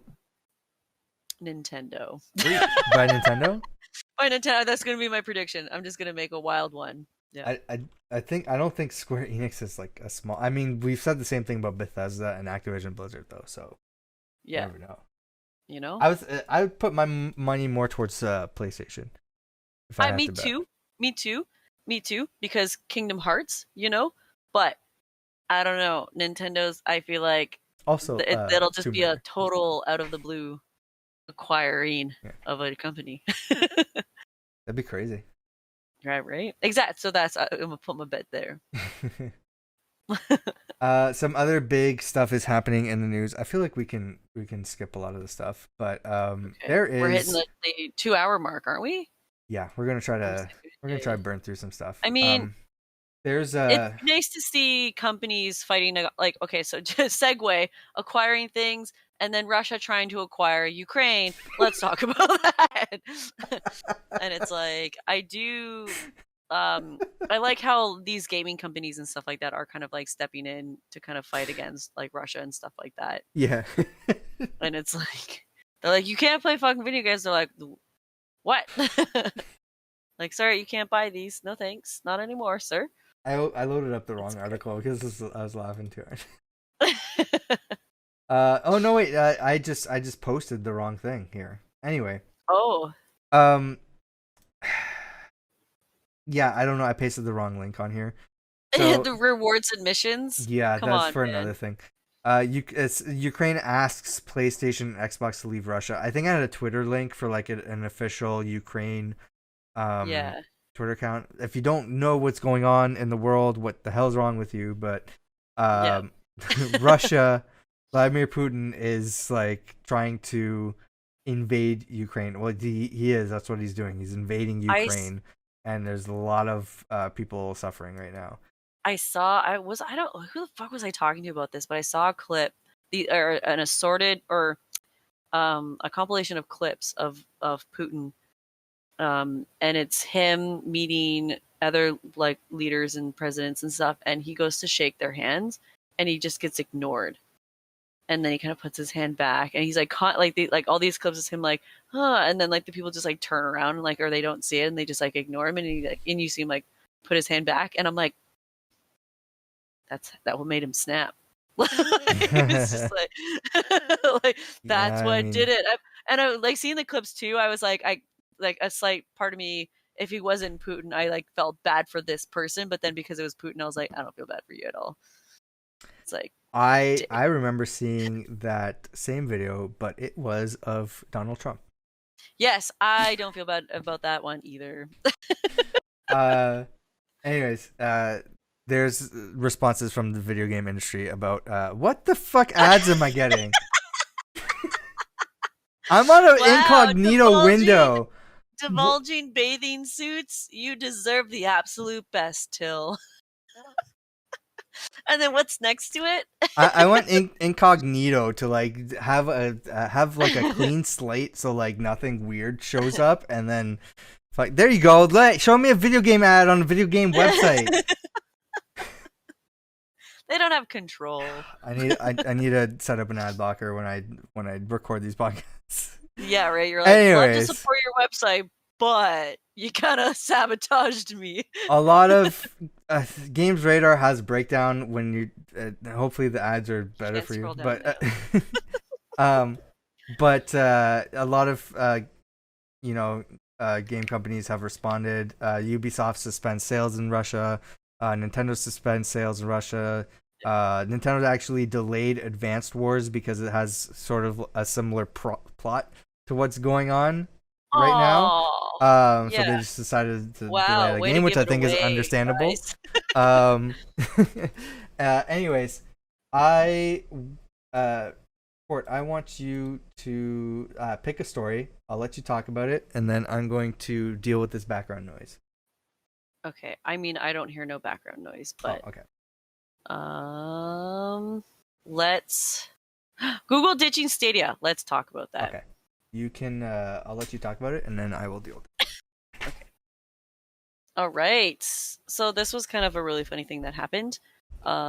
Because as much as I think everyone remembers when Mixer disappeared and left, and then suddenly now Google quietly ditching Stadia. And I like they say quietly doing this when it's like all over the place. So yeah, way to be quiet. Bad news for all Stadians out there. A new report claims that Google is trying to salvage its Stadia streaming services and not focusing on video games, but instead of looking at making deals into companies like Peloton. You mean the workout app? Creating playable experiences and online demos. But blah blah blah blah. Publisher say which paints a not so happy ending for Stadia. The service has apparently been demoted within Google, with Stadia boss Phil Harrison now reporting to Google's vice president on subscription services instead of directly to Google's hardware boss, Rich What's His Face. According to the report, it characterizes by insiders as a demotion to the entire Stadia service, following disappointing sales and performing far below Google's expectations. But yeah, Yeah. and it's like Google Stream is like the new name for Google Stadia like technology. Recently, game Google found on Peloton Stream. bikes. Okay. Yeah. Yeah, so According to current formal Google Stadia employees, there are some folks who still believe in the dream of playing stuff like Cyberpunk 2077 on your phone. what you can do, Oh, that's a tall order. you can do that with Really? Stadia. Like Yeah. on with Stadia? Oh my god. But I feel like I feel like my phone would blow up trying to play that Uh, game. well, it's all cloud streaming, so it just depends on your phone and your internet connection. You underestimate my phone. I Um, feel like yeah, like that's just I feel like this is not surprising, because I feel like even if Stadia was more successful, Google is they kind of have a history of just abandoning projects. Like yeah, they're the like, "Oh, moment this they're is not, great." And then they just yeah, the moment they're not like hyper successful, they're like, this is a waste of time. So I think the reason why Stadia is still around is because of that team that is dedicated towards this. They believe in the tech, and I think Google also believes in the tech. That's why they're like trying to salvage it and shop it around. yeah, But they don't see I guess, the benefit or the the long profit run. from the gaming side of things, right? Yeah. So, and they have steep competition. They have Game Pass, they have Luna, they have all these other services that are coming up. And you know what, Stadia, like Google might handle it the best because they're Google, because they have the architecture and everything. I don't know if they do. I think actually Game Pass is the better service. But I haven't really had issues with Stadia. I know like some people have, but I have a good internet connection, and I've hardwired, like most of the stuff I use is hardwired, unless it's on my Yeah. phone. Um, so like the wireless stuff, sometimes I do get the stutter, whatever. But I streamed all of Little Nightmares 2 through Stadia, and which I was surprised by. I'm like, the game ran perfect, and I was Yeah. streaming it at the same time. So now, not only was I cloud streaming the game to my computer, I was also live streaming that whole process from my computer to Twitch. So that I just found that incredible. Where like alternatively, I kind of did the same thing with Xbox. I had an issue with, or my Halo game wasn't updated on my Xbox, and my friends wanted to play it. I'm like, all right, I got Game Pass Ultimate. Let me load up the website and stream it from my PC, and that went Yeah. horribly. It was like the worst Oh, no. lag and everything. So I'm like, Stadia kind of works better in this specific situation Yeah. than Xbox Game Pass. Um, but yeah, They were it's apparently being sued and stuff too. who's They being faced sued? multiple, or Stadia was had faced multiple lawsuits. Made the decision to shut down its main first-party development studio with little warning, and ran into issues Oh, with indie devs. And the key folks leaving the company revealed last year that after spending tens of millions of dollars to secure yeah. ports of big or AAA games like Red Dead Redemption 2, Stadia has underperformed in bringing in new subscribers and users by hundreds of thousands. I feel And like the like the comment, I don't know if you see the comment down below, but it's like, report, this is not at all surprising to anyone. yeah, it's not. Um, there, Oh, yeah, and there's comments about the pricing and everything for Stadia Pro, but yeah. I feel like the major downside was those, um, you know, higher up decisions and the marketing. I think those Yeah. were The like mark, yeah, it wasn't, primarily because I screwed it over. remember, like, I barely knew, like, what it was, or, like, Most I only people knew still don't. because, yeah, Yeah. yeah, exactly, right? It was just odd, and, like, you know, I wanted it for free from, like, YouTube Premium, man. Oh, Should I feel, the actual Chromecast. yeah, didn't you get that? I You did. got it, Yeah, like, I did the same thing. Yeah. yeah, I didn't because I didn't have it. Oh, Got you didn't gypped have into premium. getting premium though. Okay. Yeah, they're like, here's it for free with Discord, and I was like, thanks. And then I had a charge on my account, and I was like, oh Yeah. no. I'll be honest. Like, Stadia. Like the most times I use Stadia is not on the Chromecast. It's on. I actually don't even use the Chromecast anymore because I got a Google TV now, so I just installed the Stadia app on my Google TV. Nice. So I don't even use the Chromecast. So, but it's usually on my PC if I'm loading up Stadia. I'll just have Yeah. like a controller plugged in, and I'll just like load it up on a browser on my PC. Um, but yeah, this Stadia is just a service.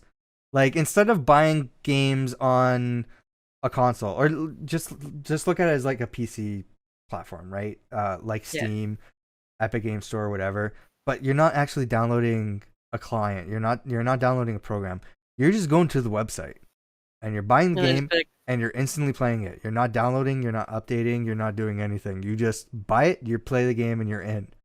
yeah. Um, Now you can access that through anything that has a web browser or anything that has the app. So you can play it on your phone. You can play it on a Chromebook, which is funny. You can Yeah. play it on Google TV, although I guess some Google TVs don't really perform that well in general. So like the Stadia app doesn't work the best. But if you have a Chromecast, specifically a hardwired one like the Chromecast Ultra or Google TV Chromecast, then Yeah. I had one of those. It was yeah, nice. then you can have you can load up Stadia there.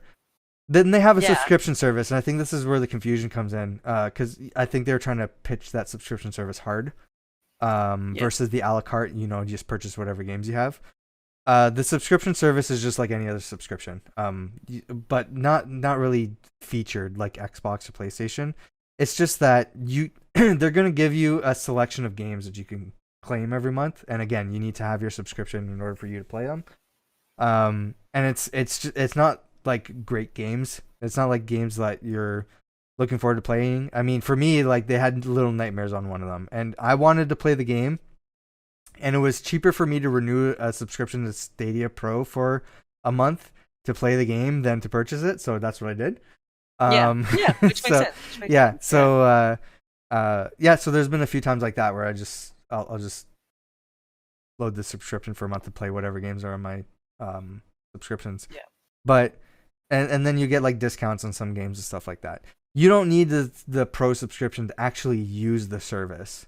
It is free. You just sign in with your Google account, and then you can buy a game. There are free games on there if you just want to test it out, and there's demos and stuff too.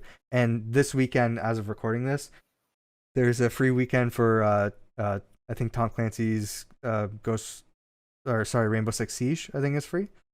So you just sign in and play that.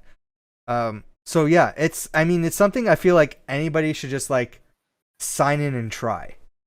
But Yeah. they're so bad at marketing that, and that it's just been a complete failure. You So should have just worked for them I know. on their marketing team. Just been like, I'm gonna talk to you all about Stadia Pro. I do have the education for it. Just saying. Yeah. Right. uh, Is that an online course you took? Actually, one of my projects was uh I chose to do it on Stadia, and I got I got recognized for that. Like this is a good job. Oh. So I probably should have worked for I should apply to Google. Right? Yeah. Boom. There I go. You're set. Yeah. All Anyways, right. yeah, sad news for Stadia. Also sad news for any Wii U or 3DS owners. Yeah, they're discontinuing those eShops. Yeah. Man, but what about now? I'm like, well, I guess it's like, oh man, I don't even know. I'd have to look at my 3DS. I know, that's what I'm doing too. Life.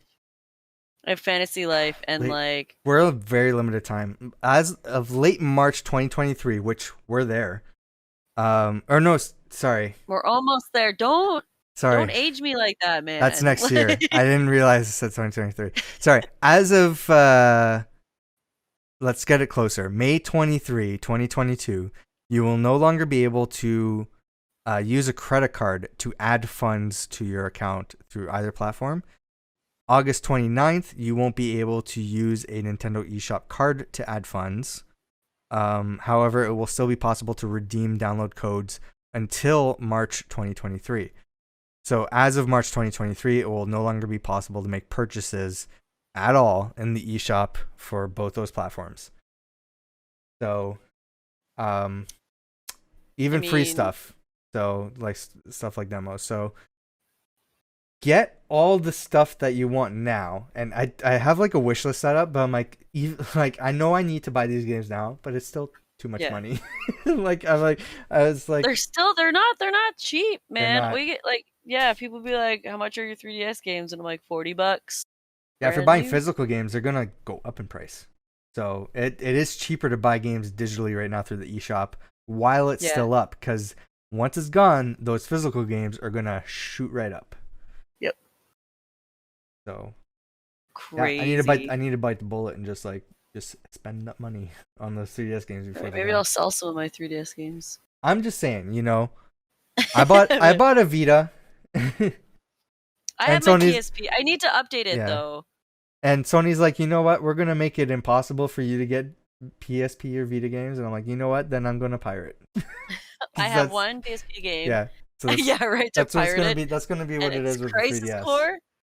There was a dude came in and I he didn't pulled like out a that game. PSP, and I was just like, Crisis Core. I liked it, Yeah, it wasn't my kind and of game.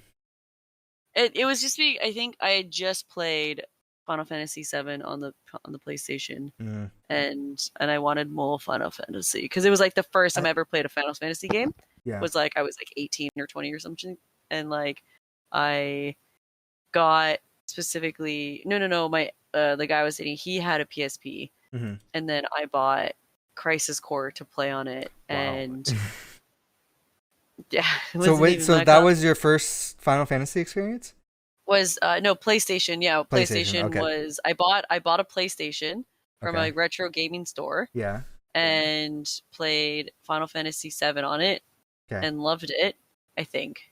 I I feel like feel like most at the people end, have that similar experience. yeah. Final I mean, Fantasy. a part of me was like I didn't when people were like, "What's the game about?" I'm like, this kid is like he's got a multi personality disorder, and then the antagonist has a mommy problem, and that's like this is what this game's about. And Crisis Core was so good in like kind of giving you a different taste because in seven, the soldier is like they're the enemies, right? Okay. But in Crisis Core, you play as Zack, and you're like happy go lucky and all for it, and you're like, yeah, we're gonna do a good job, and you're actually kind of helping people and doing great things. But then it gets like dark really quickly, and it sucks because if you've played seven, you know exactly what happens to Zack, and you just sit there going, I don't want this game to end, like Okay. because you really start to like him because he's so great, and then Cloud shows up, and you just don't have no idea he's gonna doppelgang you, man. He's gonna steal your identity. So that's interesting because for me, my first experience with Final Fantasy was Crisis Core, and Really? I was not having a good time with it, so I The didn't play it. the fighting was interesting, but I hated the slot system. I hate games that have really weird fighting styles. Like Beaten Chaos, it's like a card game, but it's not. Mm. And I could never understand how to play the card game because that's how you fight. And I just never played it. But apparently it's a really good game. But I was like, I don't have any idea how to play with these cards. So Court, I'm gonna skip all the NFT stuff. I was gonna say, I'm like, I pulled one of them up, and I was just like, it's still so new. No, I just don't care. I don't. I'm Yeah. sorry, Matt. Matt added some of those articles in. I don't care. Um, when we get you on a podcast, we'll talk about And it. then EA Live Play won't be happening this EA year. Live Play won't be happening. E3 cancels its E3. its in-person event, and a lot of people have taken notice and said that that they didn't necessarily say that they're not having an E3. They didn't say Yeah. that they're having a digital event. They just said there's not going to be an in-person event. Yeah, because I think a So lot of like in-person events are happening this year, but I feel like they should just keep it digital. Just keep it digital. they might not be doing it at all. They might not be doing. Who knows what they're doing? We don't know yet. So we'll have to wait and Yeah. see. But some announcements happen. We're just gonna quickly go through them. First of all, Oh yeah. let me Oh, make sure that's my thing is Nintendo. muted. Yeah. Yeah, this one's for there's been a Nintendo Direct for, was it a Direct or was it just a Pokemon? It was Just a Pokemon thing. Day. I've never seen this trailer. You haven't seen it? No, this is gonna be Oh, my first time watching I it. don't want to play it then if I'm gonna ruin it for you. You're not. I already know what the heck happens and stuff like that, but I've never seen this. I can live So react to this right now. so some bullshit happens and it makes you think that it's gonna be a Detective Pikachu sequel. That's what I thought. I was like freaking out. I'm like, oh my god, it's the sequel to Detective Pikachu, and it's not. It's a weird transition to the new Pokemon games. Yeah, that's why I always saw the first couple of minutes and I was like, I don't understand what's going on here. Honestly, you're not missing much. It's just a weird intro. But here's the I'm gonna forward to the actual game. And this is like Game Freak. Yeah, so this is what the game looks like, which, I think looks better than Arceus. I'm a big critic on Arceus. My OBS is going crazy. Man. You guys. But the thing for me is the lighting. Like, you can't tell. I was gonna say, I'm like, look at the fucking grass. You can't tell me this looks better because look at the fucking grass. Arceus looked like garbage. I'm sorry. Like the grass looks better in Arceus than this fucking. I don't care about the grass. The lighting looks really good. Okay? The environments and all that stuff looks a lot nicer. But yeah, it's not the like nicest looking game, but it does. It's in Spain. Ooh. Yeah. Or like kind of set kind of feel. Yeah, I think it is based in Spain. But I do like the environment. I feel like it. I like the open world setting. It's the SWOLED. There you go. Oh, segue into OLED. Let's go. But the starter Pokemon, the names just really remind me of something you would ask for going into a waxing salon. Okay. Well, who's your... I heard someone say that. It's not my joke. Yeah. It's not my joke. Okay. But I heard someone say that. And the minute I saw the names, and I was like... So who's your starter? Fire, obviously. Durr. Like, okay. Yeah. As much as I like the cat, and I'm a cat person, it's just Fire Cubone right there. See, I saw the cat right away, and my first thought was, like, obviously the cat. And then my second thought was, like, Court's gonna make fun of me. Because it's the grass type. Yeah, every time. You always fucking choose grass, and then you have trouble in the game, and you're like, oh, this is so hard. And I'm literally just blasting through people with Fire Blast, and I'm just like, out of my way. I will say, like, I do like Fuecoco. I feel like that's my second choice. So I'm kind of debating between the two. I want to see what the final evolutions are. So yeah. There was also a PlayStation State of Play that happened. I don't know if you saw any of that. There was a lot of Japanese titles. No. Okay. Oh, State of Play. There's a quick recap here. Yeah. Gundam. Yeah, Exoprimal. Yeah, there's a Gundam game. They need to make another Attack on Titan. Let's be honest. Free to play. I didn't know that. It was free to play Gundam game. What? Oh my god! Can we play right now? I don't think it's out yet. Sorry. Excuse me. Allergies. Bless you. Bless you. But okay, show me the gameplay. Yeah, so it's a Gundam game. They need to make another Attack on Titan game now that the season's done. Was there a good Attack on Titan game? Yes, the first one was awful because it's like your typical game that goes along with like movies and shows and stuff where all you're doing is replaying through those moments again. Like, and then they made an Attack on Titan 2, which they reworked the mechanics of the ODM gear and stuff like that, which basically, like, it's like a Spider-Man game. Okay. That's how the gear kind of works and stuff, and then you can upgrade your gear so it's a lot better to handle and easier to use.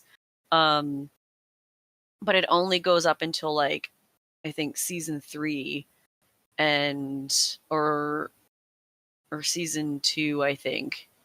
And then there's still, like, in the show, there's like season 3, season 4, and I'm just like, but the second one was really good too because you got to make your own character, and you kind of had your own, like, you got your own dialogue with the different characters and stuff like that too, and it was like unique and kind of more geared toward the player rather than you going through it like an anime show. So okay, yeah, there was this game... as much as I liked. Is this the Valkyrie one? Yeah. This is like oh, this is interesting. Yeah. I guess it's not like Valkyrie Chronicles. This is from Square Enix. This looks interesting. That's what I thought, because I'm like, this doesn't look like a Square Enix kind of style game that like I'm familiar with, I guess. But does it? Yeah. Like well, I don't know. I can see some Final Fantasy in there.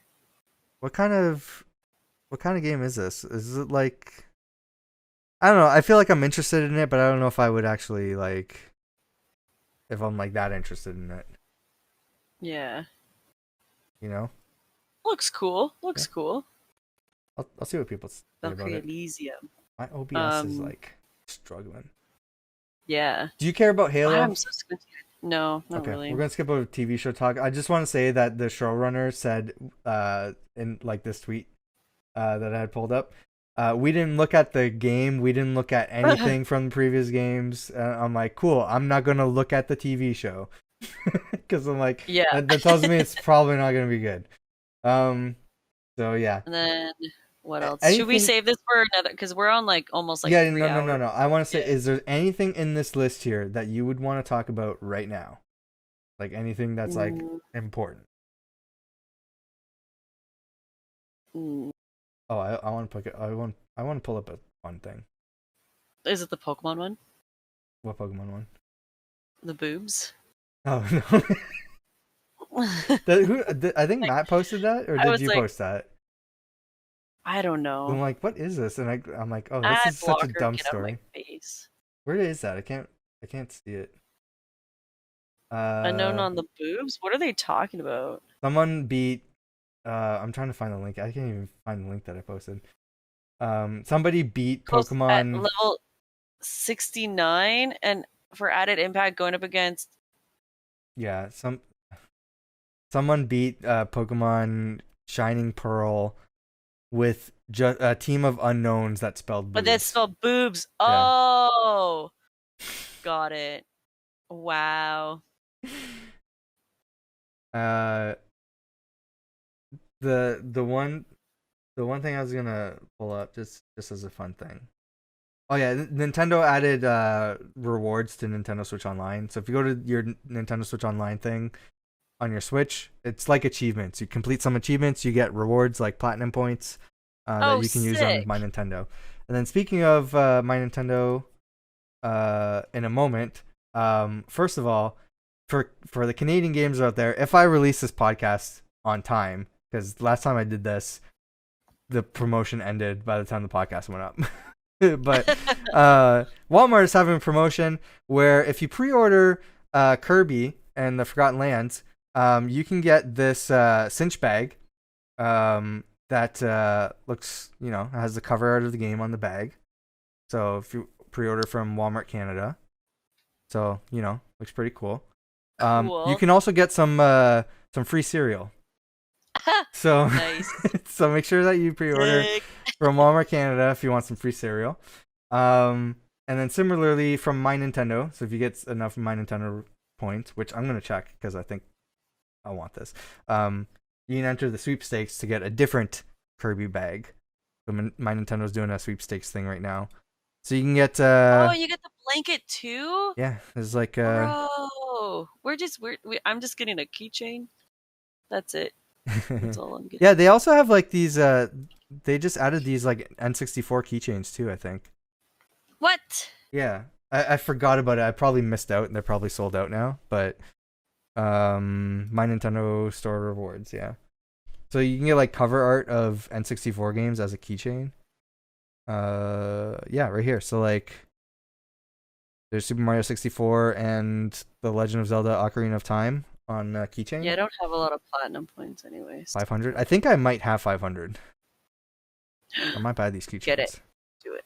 Yeah. Do it. Oh, you guys, you'd have to log in. Yeah, I have an incognito thing. But yeah, classic video game art on your keychain.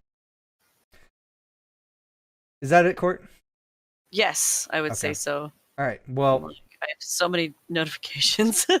I don't know when the next time we're doing this is, but if you want to follow us everywhere, our links are down below. If you're listening on audio services, you can go to thespawntrap.com, and all of our links are there. If you want to see the video version of these podcasts and see us cracking up when Court makes the perfect segue, please do that. Yes. You can also follow us individually. I think I have links for at least us two on our link tree. So you can follow myself, Til, and Court on there with all our individual stuff if you want to catch us on Twitch or Twitter or whatever. Yeah. Anything you want to end with? No, I think you added everything. And I think we're all good to go. We're all good to go. So we will see you around on Twitch or anywhere else in the YouTube comments, wherever you want to leave a comment. I think you can review podcasts on like Spotify and stuff if you want to do that. I don't know if that's gonna help us out. But yes, thanks for sticking around and waiting this long for a new podcast. Yeah. Hopefully it won't be as long. Hopefully it won't be as long. We will see you soon. Yeah. Bye. Bye.